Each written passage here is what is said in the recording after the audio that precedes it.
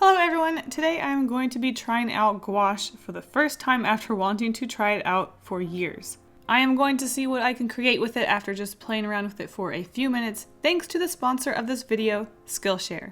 Skillshare is an online learning community with more than 17,000 classes in watercolor, gouache, sewing, felting, which I am anxious to learn more about, and everything else like baking, music coding. There's a lot. Skillshare is more affordable than most learning platforms out there. With a premium membership for less than $10 a month. You can get unlimited access to high quality classes from passionate people who actually know what they're talking about, unlike me. Like I said before, I've been wanting to try gouache for years, so this video is finally the push I needed to commit. With Skillshare, I had a few classes available to me to learn the basics of gouache as a beginner. One class I really enjoyed was with Romika Schminkle-Jones, who talked about the different kinds of gouache materials and techniques needed. I will have links to helpful classes in the description, along with a link to Skillshare to get your first 2 months for 99 cents. And with that, let's talk about gouache and how to learn different art mediums. I get a lot of questions from people asking me how to master watercolor, or where to start off with watercolor, or where to start off with this medium. So I thought it would be fun to talk about that topic while I learned how to use gouache. With any medium or new art material, it's best to start off by swatching the paints and seeing how they work. So of course I started off by mixing some of these colors together and playing around with the materials to see how they went down on paper and how they felt to work with overall. They are much thicker than the watercolor that I am used to. Well, gouache is watercolor technically, but it's different. I'm used to very thin and transparent watercolors, whereas gouache is thicker and opaque. You can use it like paints, or you can add some water to it to make it thinner. I played around with how the paints reacted to each other while wet. They bled a little depending on how wet they were, but nothing like watercolor. So once I was done getting a feel for the new materials, it was time to play around with making an illustration. So this isn't the first piece I painted with gouache. I started off with Hatch, but I was putting so much pressure on myself to create a finished piece I loved right off the bat that I was struggling. I was tense and nervous and wasn't having fun at all. I decided to move on to a self-portrait where I wouldn't care about the outcome and focus on having fun and playing around with the materials. And what happened? I loved it. I ended up with a simple illustration that I loved and even made it my new Twitter icon, which might end up my new YouTube icon. We'll see. With that, I had to make a matching Dave portrait. And yes, those are farts. I asked Dave what he wanted to frame him, and he said farts. Oh, Dave. I think it's easy to learn any medium if you don't pressure yourself and you focus on just having fun and playing around. So here are some tips to learning any art medium, or literally anything else in the world you are trying to learn. I'm sure you can use these steps to learn anything, but we're going to focus on art because this is an art channel. Okay, so the first step you need to take if you are going to learn something is put the research in. Before I got started on gouache, I wanted to know which brands were the best, what types of gouache were the best for what I was going to use it for, what kinds of paper, what kinds of brushes, anything. I needed to know about this material before I just jumped right into it. Especially because art materials can be quite expensive, so you don't want to go out there and buy $100 of art supplies only to find out that it probably wasn't the best for what you're going to do with it. Light-fast materials are best because then your art doesn't fade with sunlight. Cheaper art supplies, and especially art supplies made for children, aren't normally light-fast, so they aren't ideal. Especially if you're going to be selling them, you do want these things to last, especially for what people are paying for them.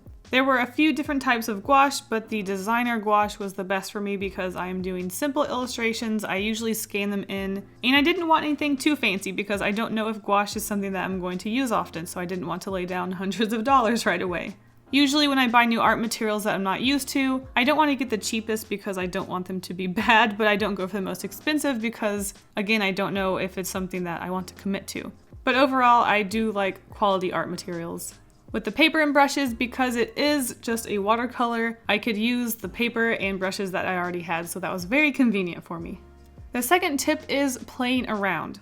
It's important to get a feel for the materials you are using. You want to know how they go down on paper, you want to know how they dry, you want to know how they interact with each other. So it's good to get used to the materials and play around before you jump into something serious.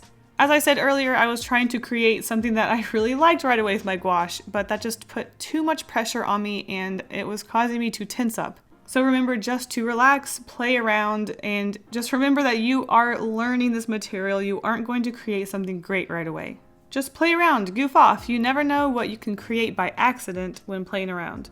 Like I said, I created that self-portrait by just chilling out and creating something for fun, and what I ended up with was much better than what I created when I was under pressure. The third tip is really similar. Just have fun. Take a deep breath, decide to paint for yourself, and just enjoy the medium, enjoy the process of creating, and create something you like. Sometimes we get too focused on what we end up with. We get too focused on the outcome of our art instead of just appreciating and enjoying the process of making art. The time you put into a piece of art just makes it that much more valuable because you know you put a lot of time into perfecting the craft. You did your research, you looked up references. Have fun with your art and don't put so much pressure on yourself. And of course, the fourth and final tip to mastering any art medium, or any craft for that matter, is practice. There is no way to get instantly good at any sort of art, any sort of watercolor, any sort of paint. You just have to practice. I did not get where I am today by saying I wanted to learn watercolor and becoming instantly good at it. I have been playing around with watercolor for a couple of years now. It is something that I have been practicing for a while. I've been trying out new things. I've been trying different techniques. It's best to create a habit out of your practicing. So maybe every morning you sit down for your coffee and you doodle something in your new medium. That way you get a little bit of practice every day. It's really helpful to study the techniques of others. So a lot of comments I get is how people learned how to watercolor by watching my speed paints.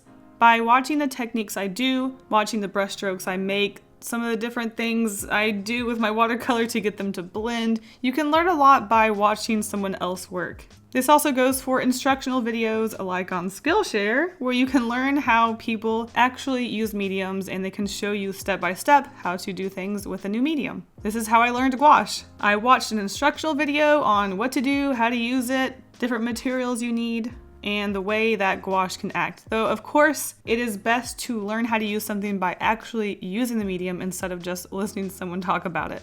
Some people do learn by watching or listening, but I think when it comes to art and new mediums, it's best if you do get your hands onto the craft and actually try it yourself, because it might work a little differently when you try it yourself than when you saw it in a video. Especially if you're watching professionals use a medium, of course they're going to make it look a lot easier than when you try it. So it is best for you to try out that medium yourself and not just watch a video and think you are the master of that all of a sudden. They say it takes 10,000 hours to master a skill, so those 10,000 hours aren't going to go down until you start practicing, right? Just remember that mastering a medium and any sort of art skill at all can take a long time. This isn't going to happen overnight, it's going to take years. So really, all you can remember is to just practice, have fun with it, and you will eventually get there. I feel like you could probably master any art medium if you took these steps. Just practicing, having fun, playing around with the materials, but I think it's also really important to pick a material that is best for you. It's nice to have a variety of skills under your belt, but I do think it's important to master ones that you really have a passion for. So for me, I have a passion for watercolor. I really like to have control of the water. I think it's easy to work with. I really like how smooth of a texture I can get with watercolor. But I also want to have gouache as a skill because I do like to do lineless art every once in a while. I've mentioned that in my prompts before. And I do find it hard to get a lineless style with watercolor, and I feel like gouache would be really good for this style. So gouache is something that I do want to try to start practicing. Maybe I'll start incorporating it into my prompts some more. But I do think it's important to pick an art medium that is best for you. I think it's good to try different things, see what works, but of course give each medium a chance, because I do feel like if you did learn how to use a material, you could probably learn to love it. It might be hard at first, you might not think you are meant to use watercolor if you are struggling with it, but I think if you do put the hours into it, you could learn to love it. So again, thank you so much to Skillshare for sponsoring this video. Be sure to click the link in the description to go check out your premium membership. Go out there, learn some new art mediums, try something new. You'll never get better unless you start now. And thanks for watching. I will see you guys in the next video. Bye!